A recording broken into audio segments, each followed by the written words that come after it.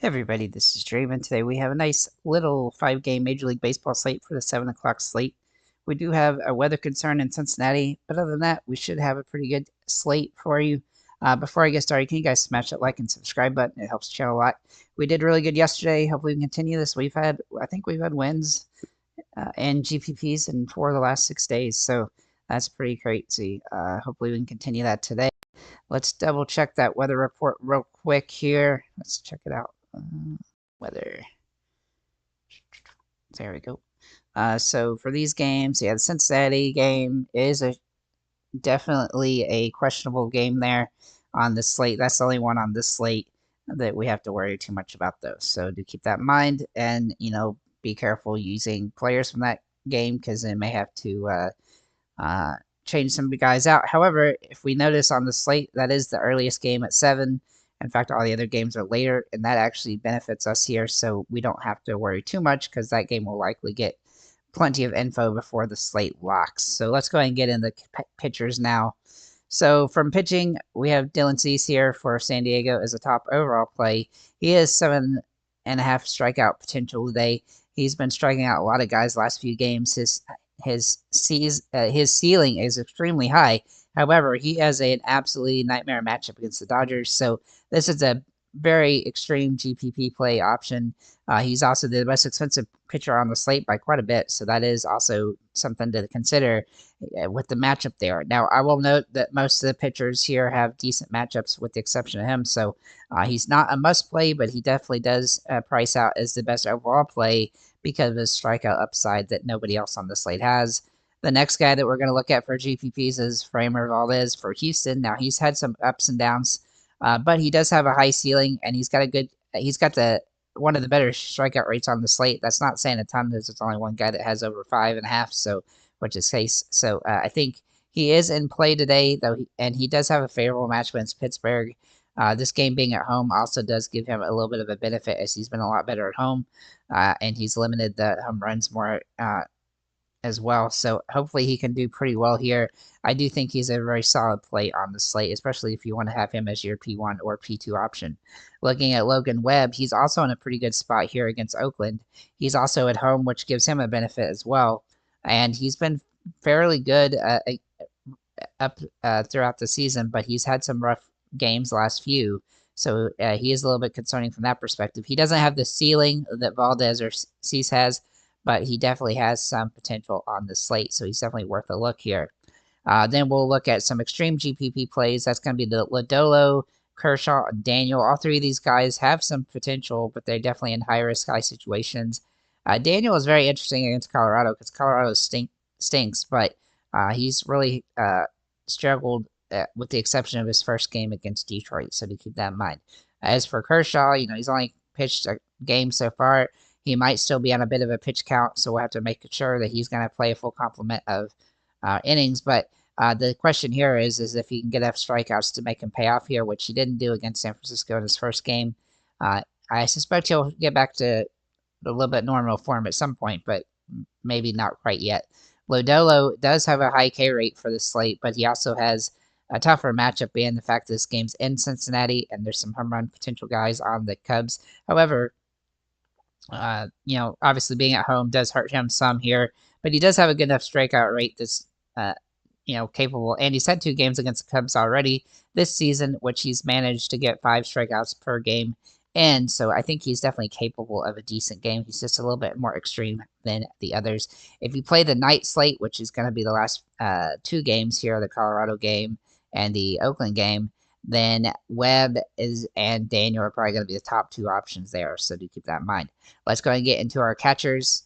So this slate does feature a pretty interesting situation for bats, as I think there's 5 teams that are very stackable: Cincinnati, San Francisco, Houston, LA Angels, and Chicago Cubs. And then 5 teams that are kind of fadeable more: Colorado, San Diego, Dodgers, Pittsburgh, and Oakland.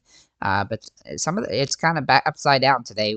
What teams you think would be good and which teams you normally think wouldn't be that great. So looking at that, though, the catchers, Logan Hope is the top play here. Now, he's had some really good games at times this season, and he does draw some good metrics here.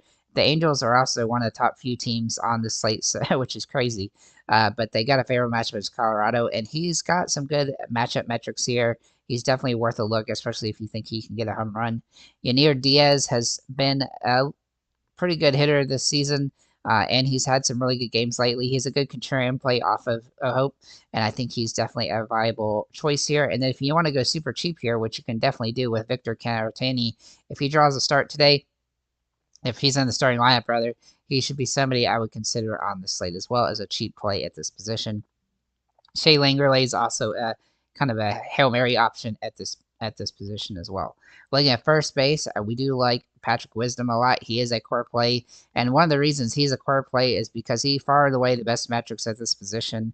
In fact, he's so far ahead that I really don't think there's too many other guys to consider too much. Though Spencer Steer is a good contrarian option here at this position, but I would probably go with Patrick Wisdom here at first. Even though he can play third, there's no point in utilizing him there. Looking at second base, we do like Jose Altuve a lot today. He's really got good metrics for this game, and he has some nice upside. Though he hasn't been scoring a ton of fantasy points at times this season, he does have that home run metric, and he's been doing pretty well with getting some stolen bases at times as well. So he's definitely capable in a lot of different ways, and he's pricey, but he's definitely fittable because the chip pitching is not that expensive today compared to some slates. Luis Rengifo for the Angels is actually a little bit overpriced today because he's not the huge home run threat, but he does have good home hitting metrics for today, and he's hitting the ball very well. One of the few guys on the Angels has been fairly consistent this season. He definitely has some nice metrics, though I do wish he was a little bit cheaper here.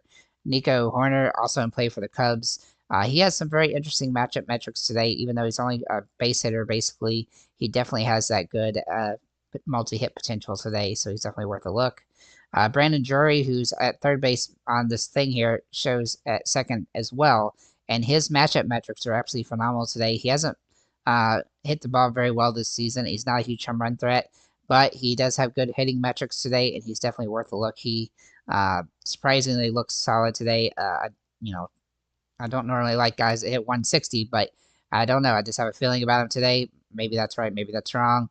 Looking at one other guy, though, if you want to go away from him, you can go with, at that same price point, you can go with Bote for the Cubs, who also has phenomenal metrics here, though he's not really got the home run upside. He's just got good hitting metrics in general. And in the few games he's played this season, he's hit the ball pretty well. Looking at the third base here, you're going to see a lot of guys that we've already talked about, like Luis Rengifo, Patrick Wisdom, and Brandon Drury and David Bote. But we also have Isaac Paredes here that you can mix in. I don't necessarily think that he's a must play because of his price point, but he's definitely capable here now that he's joined the Cubs. Alex Bregman, also kind of a contrarian play today for the Houston Astros, and price has come up a little bit, but I think he's still a viable option here.